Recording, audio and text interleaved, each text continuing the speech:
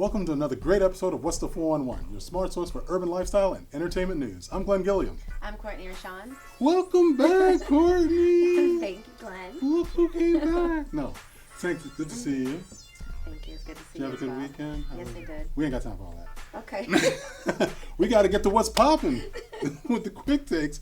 And we're going to start off with the United Nations. This is really serious. Recently unveiled a memorial dedicated to the memory of those who were killed and sacrificed in the slave trade. I can't even believe this. Where has this been? And its atrocities. The memorial's entitled The Ark of Return.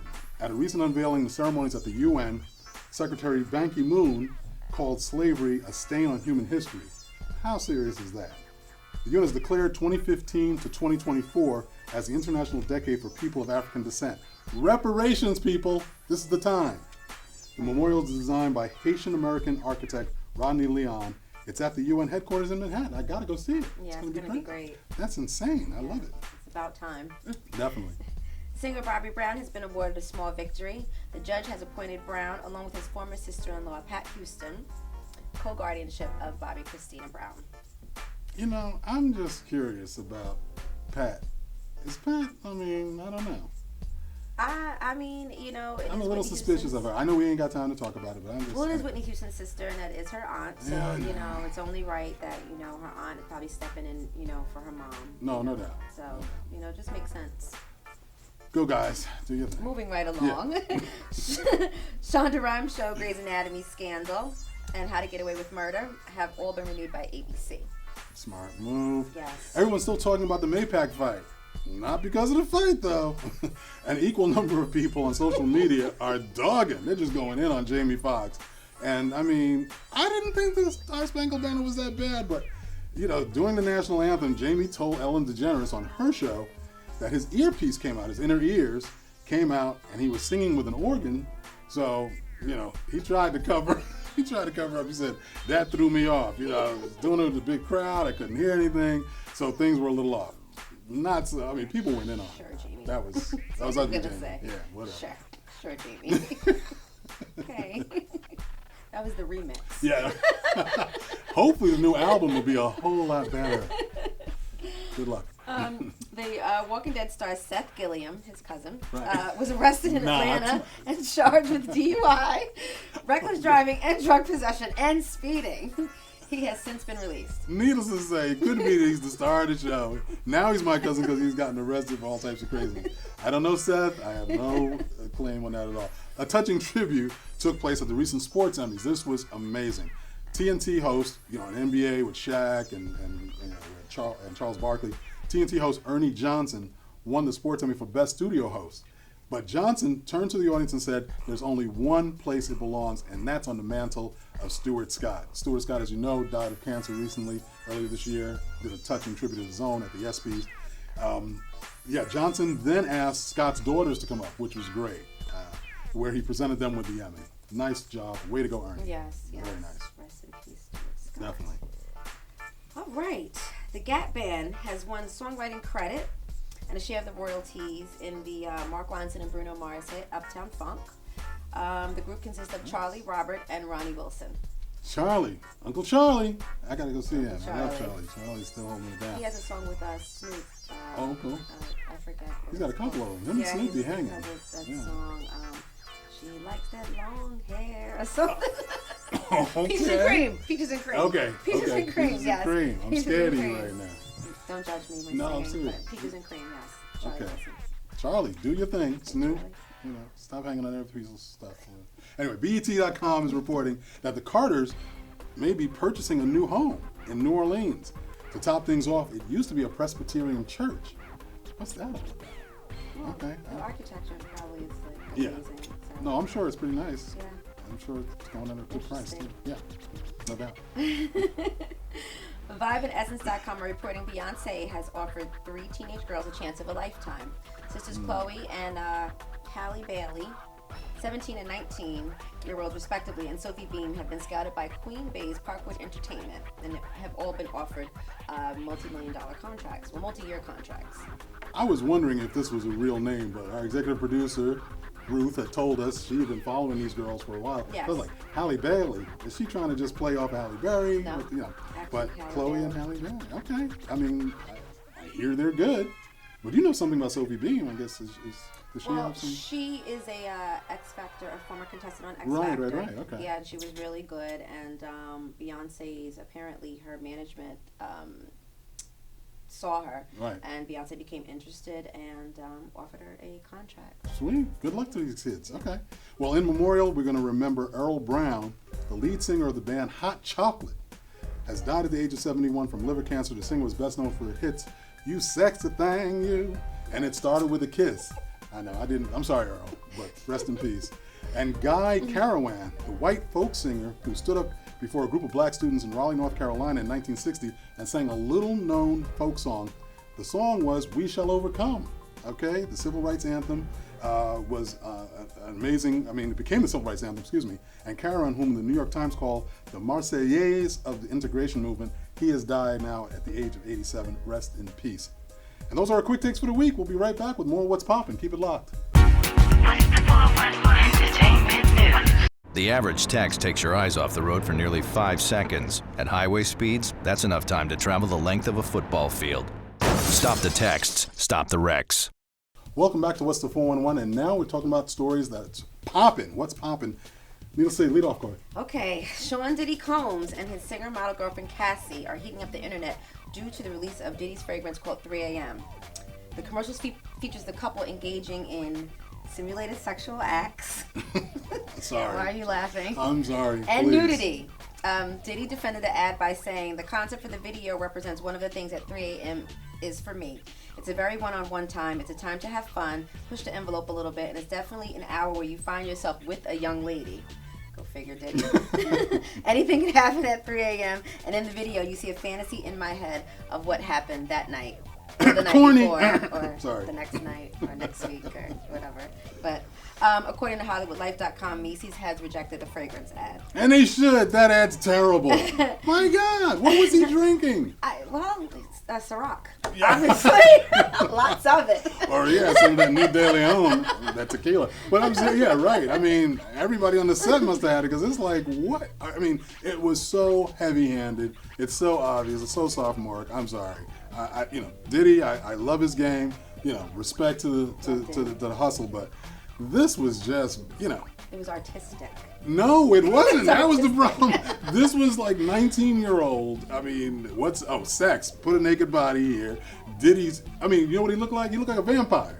He's in there like biting her neck or whatever. It looked like something, it was, I don't know. That's what goes down in Diddy's Vampire in world at Brooklyn. 3 a.m. So. And 3 a.m. Have you seen that box? No, The I haven't seen the graphics box. on it, it's this big 3 with a little 8. No thought at all. It looked like his kids wrote it. That was. You know what? No, I can't I'm with sorry. you right now. Okay. No, I'm serious. I want to support it. I hear it smells nice. It's sure got it a does. decent. Yeah, because Diddy knows what he's doing. Sean John was actually a nice fragrance. It smelled great. Right. But this is. I know he wanted to create some buzz, a little controversy, and get people talking. This wasn't it. And I'm sorry, his girl looked better with clothes on. Sorry. Well, in an industry where its images are based on love and sex, Right. was the decision fair, or did the ad present way too much information? Well, I think, I know everybody's trying to create buzz with going over the top with the sexual, the nudity, all that stuff. Sex tapes. Well, needless to say, hopefully they won't go there. Everyone has a sex tape. He did such a nice job with Ciroc and framing it around the party scene in Vegas, Yes. The old Rat Pack stuff. This is a different look, and it should have been subtle. It should have been more off camera than on. And he didn't leave anything to the imagination. Well, I think with proper editing, Macy's would be able to Re-edit, please. Yeah, definitely re-edit. The Met Gala. We got to talk about the Met Gala. Everybody was on the red carpet. 2015 Met Gala brought out the A-listers everywhere. But my girl, Raven Simone, cute little Disney kid a few minutes ago, now she's, queen of shade. She's on The View. She's throwing shade on Beyonce, J-Lo, Kim Kardashian, talking about, somebody put some pants on. She's basically equating them to porn stars. And I got to say, look, it was a lot of risky. This was supposed to be a tribute to China, what have you. Yes. It was a lot of risky illusion mesh and, a little naked here. Beyonce, I gotta say, as much as I love seeing her body, it might have been a little extra. I don't know. I thought she looked great. The top You gotta ponytail flaunt it. thing. I Yeah, love no. the ponytail. The body is crazy. Even though I think she's gone a little too slender for me. I liked when she had a little bit more to work with. But, that's just greens, cornbread. She's Sticking lost in a all of her Snicker. hips, though. She's with like a little cushion. Anyway, but seriously, they've had memes circulating on social media asking people to determine if they're porn stars, comparing the celebs at the Met Gala to porn stars attending the Adult Video Awards. I mean, this is ugly. Yeah. And I mean, we're talking about J-Lo. I mean, she did that booty video. She's a little thirsty right now. I mean, she needs to calm it down a little bit. J-Lo is notorious for wearing over She's the 45. top. But listen, it doesn't matter. Age is only a number. She can wear whatever she wants. I mean, the woman, she works out. I think for 45, she looks fabulous. And No she's doubt. always been known for wearing risque, attire. Right, but I'm just The my Versace personal... gown, the low-cut gown. The, Right, infamous 20 years one. ago. Was it 20 years ago? Okay, 10. No, but I mean, my thing is, there's still ways to look sexy, but keeping certain things covered up and just playing different silhouettes. I mean, to me, she doesn't need to go for the obvious stuff that the young girls have to play. The super mini dresses, her legs look fantabulous, no question about it. Yes. But she doesn't need to play it for us to know what she's got, and I think she's been a little thirsty with some of the outfits. That's just me, my personal, but Well, that happens to be one of the trends for the season. Okay. Sheer and cutout. Nice. One-shouldered, so, Right. you only wear what the designers are putting out. And if it looks great on you, why not? What's the 411 entertainment news? Traditional light bulbs actually generate 9 times more heat than light. Switch to energy-saving bulbs. Saving energy saves you money. My new dad teaches me all kinds of stuff. I wouldn't use this one. He helps me with my decision making, Ever. and he's even teaching me how to drive. And that's why cars have bumpers. You don't have to be perfect to be a perfect parent. Thousands of kids in foster care will take you just as you are. Welcome back to What's the 411. The Met Gala 2015 was a night filled with everyone's favorite celebrities wearing couture. Celebrities such as Jay-Z, Beyonce, Kim Kardashian, Kanye West, Rihanna, Justin Bieber, and Jennifer Lopez all attended and were looking fabulous. Or not. Or not. The showstopper of the evening was Rihanna wearing a canary yellow elaborate gown with major detailing created by Chinese designer Guo Pei. The dress took 2 years to make. Did you see the memes with that gown now? I mean, they had a pizza on the back of it, had some pepperoni on it. It was crazy. They had her in a frying pan. It was like an omelet with SJP's hat as the flame underneath it. I was like, oh my God. That was a Hilarious. serious, I mean, you're talking about a train. That thing was, they had to have like 4 or 5 people get her up the go stairs. ahead and help her with the gown. It was so heavy. Yeah. I mean, but it was elaborate. The detailing was beautiful. It was. One of a kind. I thought her face and the makeup looked amazing. The headdress was Gorgeous. She always puts it together. And she's Rihanna. You know, she can do that. No. We don't necessarily have to like it. So but Riri. She's Rihanna. She can do that. Okay, so it was the battle of the booties for Jennifer Lopez, Kim Kardashian, and Beyonce. Look at you. You're like, yeah. Hey, look. I like the Met Gala. Bootylicious. All celebrities looked amazing in sheer and see-through cutout gowns. Beyonce wore a sheer flesh tone colored jewel gown by Givenchy, and Kim was wearing a white sheer and lace gown by Roberto Cavalli, and J-Lo was wearing a wine dress with detailing and cutouts by Versace. It seems like that's always the recommended. It's like whatever the theme's supposed to be, just wear some nakedness and you're good to go. I mean, it's like they're always wearing something sheer. It's Skin is cutout. in. No, quite. Look, Skin is these in. women work their butts off in the gym. I mean, their workouts are serious. God bless them. But it just seemed as if they were all like jockeying for position. No question. I mean, which is a good thing, but they were all jockeying for position because everyone's gown was, basically The same old same. It wasn't same, but they were very, very similar. No doubt. Similar. No doubt. Okay. Okay, so whose booty looked best? I like all the booties. I can't believe I just asked that about But I mean, I think they all looked great. They all had different shapes and sizes. Out of the 3 dresses, I happen to like Kim's dress the best, but I did like all of the dresses. And I think they all look great. I really can't I think pick one. Beyonce needs a sandwich. I'm sorry. No, think she doesn't. She's just in the lost too gym. much. She has gotten way too slim after the baby. I'm sorry. She's working too hard. I think it's that inner thigh thing that she's been. You can't win. Kind You of. can't win. It's like eat a Look. sandwich. Don't have a sandwich. Well, look. I'm sorry. I like Bay when she had a little extra curve on her. That's just. Well, as long as Jay likes it, that's all that matters. Whatever. That's all that matters. She's just trying to stay out of the way in that elevator. You know what? Moving right along, Taraji P. Henson, my girl from Empire, was also in attendance wearing a gorgeous black and white strapless dress by Alexander Wang, and I thought she looked amazing. She was covered up. You know, very tasteful, very classy, very elegant. So He's the hot guy, Alexander Wang. Taraji. Yeah, he's a great designer. Definitely. Okay, so Gabrielle Union and Dwyane Wade looked fabulous. It was reported that Wade's ensemble, his two ensembles, he was outfitted by Versace for the night, cost a whopping $900,000. They should have thrown in some socks. The guy stand out there in $1 million outfit with no socks. Two outfits, so it's like $450,000 each, roughly. $500,000. Yeah, so $1 million worth of clothes for the evening. But he can do that. He's Dwyane Wade, and Put his some beautiful socks wife, on, Dwayne. You're grown up. I'm sorry. His beautiful wife, Gabrielle, was wearing She was gorgeous. Yeah, she looked amazing. She looked absolutely beautiful. A wine color draped Zach closing gown. And she was covered up and looked fabulous. She did. Still It was sexy. fitted. She was fitted. And her hair was. The gown was fitted. Yeah, she had the Hair razor was cut bob. very The tight. razor cut bob Yeah, is yeah. definitely a style that we'll be seeing No this doubt. season. You know, for cuts and things like that. So Sure. yeah. And the men were also looking sharp and were flying solo that Thank evening. you.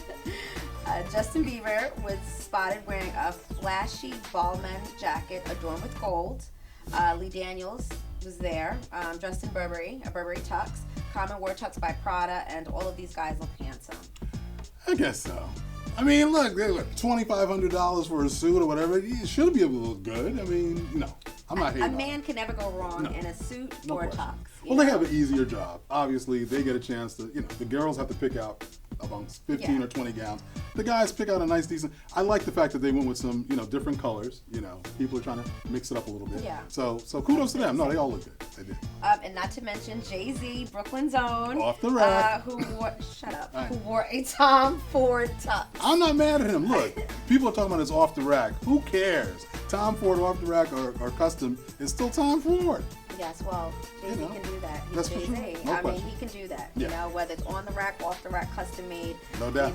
Tom Ford's a great designer, and we would all look good. Oh, no doubt. No doubt. So. Oh yeah, Clearly, and Kanye. Kanye. Yes, we can't forget Mr. West. No question. Kanye also wore Roberto Cavalli, like his lovely wife. No question. Derek Jeter and his girlfriend, Sports Illustrated cover model Hannah Davis, was Right. spotted at the gala. Hannah was wearing a red sheer one-shoulder fitted dress by Jay Mendel, and Jeter wore rag and bone tux. Okay, I'm not going to say anything about that. She looked great. I thought she looked great. Right. Jeter can do no wrong, so I'm good with it. Well, thank you, Courtney. When we return, we're going to tell you what's flying under the radar, so you guys keep it locked. What's the 411 entertainment news? Hey, you going out like that? Yeah, why? Well, what would the neighbors think? I see you! Come look at Mr. Feather. Look what I have. Mr. Bird, remember? Bark, bark, bark. We're just playing. We're just playing. I'm trying to get you out of here. Even still. You don't have to be perfect to be a perfect parent. There are thousands of teens in foster care who don't need perfection. They need you. Welcome back to What's the 411, and now we're going to talk about stories that are flying under the radar. And we've got some serious ones to talk about tonight, and these are stories that are not getting as much mainstream play as they should. But I'm going to start off with Marlena Pinnock, and if you guys remember, she's the woman who they thought might have been homeless, but she was wandering along the California highway when, unfortunately, she ran across a California highway patrolman, and he ended up straddling her and beating her senselessly while she was on the ground. She did get a civil suit over $1 million, but the 51-year-old great-grandmother who was beaten by this California highway patrol officer finally spoke up and talked about how horrendous and what a terror it was, and about the fact that excessive force is being used too often in these kinds of cases. Now, although Ms. Pinnock did get that award, that monetary award, do you think with these civil suits, monetary awards are enough, and I don't think they are. I don't think they are either. Just the mental cruelty and everything that you'll face. No doubt. The whole just visual and reliving it over and over Exactly. and over again. She's definitely going to need some therapy. And Into that nature. exactly. I mean, and that's the kind of stuff that, you're talking about post-traumatic. I mean, this is a woman who, needless to say, is going to have to live, like I say, with that nightmare. Yes. And unfortunately, a lot of times these cops, and we're going to talk about it a little more with some of these other stories, but these cops, unfortunately, ended up getting off the desk for a little while, still getting paid in most cases, and they don't serve any time. And these guys got to start serving some time. In almost a related story, we're talking about Chicago now. The history in Chicago is replete with, unfortunately, police brutality stories. But this one takes the cake. The Chicago City Council recently passed a reparations bill so that legislation could be put in for these victims who were abused by a former police police commander, John Burge. Burge had gained notoriety back in the 70s to the 90s because he had a team of police officers that was doing torture on over 100 black men. And we're talking about everything from electrocuting genitals, really, really tough stuff, the worst types of crime for police officers. And the majority, of course, were black men. The council approved of $5.5 million that's going to be divided up amongst those men. And the deal also requires, which is important, that Chicago teens learn about this police brutality in school. So this is, it's a learning situation. The sad part about all of this, though, is John Burge left the force 20 years ago. This case finally came to a head a couple of years, about 4 years ago.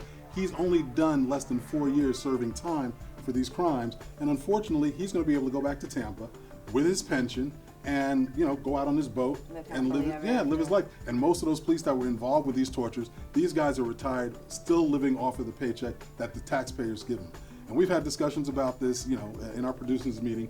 And bottom line is, it's okay if you're getting taxpayer money for your salary, whatever. Yeah. But in terms of getting these pensions for a lifetime, that should be cut out. If you're associated with these kind of crimes, the taxpayer shouldn't be there picking up that tab. Yeah, it's as if we're just aiding and abetting the crime. Exactly. Co-signing it. Women's Wear Daily, WWD, called out Jay-Z in his appearance at the 2015 Met Gala, essentially saying that Jay-Z needs to lose weight. His suit, could you imagine? His suit did not fit well, and perhaps Jay-Z needs to see his wife's dermatologist to get some cosmetic surgery or some fillers because the lines in his face are too deep. Oh, no. Why is WWD going in on hard on Jay-Z? Like, what's behind that shade? Well, see, and that's the thing. I think, we had a deal with Cosmopolitan earlier this season talking about the fact that they were throwing complete shade on black celebrities when they were giving so much praise to white celebrities. I think, unfortunately, once again, black folks are an easy target, and they're just trying to generate some buzz and controversy on the backs of people that, they know they can get some buzz about. Right. Jay-Z's got no problems with what he wears, and his skin looks pretty clear to me when I see it. I think he looks good.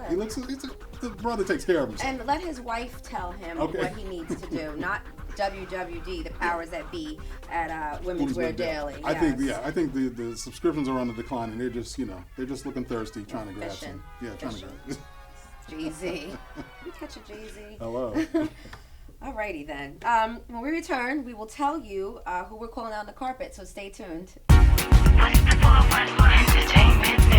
Being a dad can be tough. No. What do you mean she's not coming? When's the fairy princess coming? Any minute now. But when you're willing to do anything... It is I, Cruz Zinkerbell. Yeah. Okay, time for cake. It's always worth it. I know it's really you, Drew. I'm just pretending for the other kids. The smallest moments can have the biggest impact on a child's life. Take time to be a dad today. Call 877-4DAD-411 or visit fatherhood.gov. Welcome back to What's the 411, and now we're going to talk about people we're calling on the carpet every week. We call somebody on the carpet, and I've got two doozies here. Unfortunately, the mayor of Cleveland, where Tamir Rice was killed by a police officer who hadn't been vetted, re-put on the Cleveland police force after he was fired from a previous police force there in Ohio. He didn't know about Tamir's mother, Samaria Rice, who unfortunately, the mother of the 12-year-old who died from a gunshot wound, was recently living in a homeless shelter. And this is because she couldn't stand to stay in a house right near where her son was murdered. So she just had to move and get out of that place. And sadly, the mayor, when questioned about it, said he had no idea that she was suffering in this way. This is a man who should have been had somebody in his office on the pulse of what's going on with this woman every day since that shooting. Absolutely. And it's really a complete misnomer. And this is the kind of thing where, I mean, 101, PR, whatever, this is somebody you should know what's going on. You know it's going to be a bad case when it finally comes to trial. And the sad part is the son still hasn't been laid to rest. They're still keeping the body for autopsy and investigative concerns. She hasn't been able to put her son to rest yet. It's a terrible story, and the mayor should be ashamed of himself. Shame on you, Mayor of Cleveland. So Shame on you. Yeah, Absolutely. No, it's a bad. That's disgusting. I'm sorry. I can't imagine being in that house and looking at that park every day where your son was killed. It's just, you can understand easily why she had to get out of there. And, in a similar, but not the same, but in a similar way, the broadcast networks, I'm calling them out again because here we are with, the likes of Brian Williams, who recently was taken off the air. Yes. And for that reason only, we have one person of color, Lester Holt, on NBC News, doing the nightly broadcast. But all the other morning broadcast network and cable news, along with the evening newscast, all white males. Now, it's 2015. Can we get some diversity in front of these cameras? I mean, when you consider the fact that all of the entertainment shows are hosted by white males, and now you've got all these newscasts, we need to start holding these networks accountable and having them reflect the audiences that they serve. Absolutely. And I think it's, long overdue. I agree. I mean, it's a sad situation. So we're calling the broadcast networks on the carpet, and you guys tell us how you feel. Yes. Tweet us, tell us, come on Facebook, let us know, give us your comments. And, we're trying to represent for you guys, and needless to say, we need to get some more diversity in there, and hopefully that'll be forthcoming. Hopefully Lester Holt may be able to maintain his position, and that would be a good look. What's the 411 entertainment news? 411 lifestyle. My new dad teaches me all kinds of stuff. I wouldn't use this one. He helps me with my decision making. Ever. And he's even teaching me how to drive. And that's why cars have bumpers. You don't have to be perfect to be a perfect parent. Thousands of kids in foster care will take you just as you are. Welcome back to What's the 411, and now we're talking about what's in the pipeline. Yes, director Ava DuVernay, African American Film Festival releasing movement AFFRM, recently launched its second annual membership drive. The drive, designed to financially assist Black and Latino women filmmakers with distribution of their films, will run from May 4th to June 5th. Sweet. Ava has come up. She Yes, is has. just doing her thing. Love it. Parker Sawyer and Tika Sumpter are set to play Barack Obama and First Lady Michelle Robinson in an upcoming romantic drama, South Side with You. The film is going to center on the then future first couple's first date back in 1989. This is going to be amazing. It's currently in production. Well, that's going to do it for another great edition of What's the 411, your smart source for urban lifestyle and entertainment news. Thank you, Courtney. You're welcome, Brian. Again, for saving me, saving No us. problem. You're welcome. And hanging in with me while Kizzy was out. That's been, it's been a wonderful experience. And please come back. Yes, thank you for having me. Love that. Until next week, check us out at our website, www.whatsthe411.com. Remember to hit us up on Facebook and Instagram and Twitter, and subscribe to our YouTube channel. Get on there, guys. Lots of articles, lots of interviews. Check us out on the YouTube channel, What's the 411 TV. I'm Glenn Gilliam, and on behalf of Courtney Rashawn and Kizzy Cox, basking in the sun somewhere. Thank you for watching What's the 411. We're going to see you guys next week. Thank you. 411, who's got the 411? 411, they got the 411. Who's got the 411? We got the 411.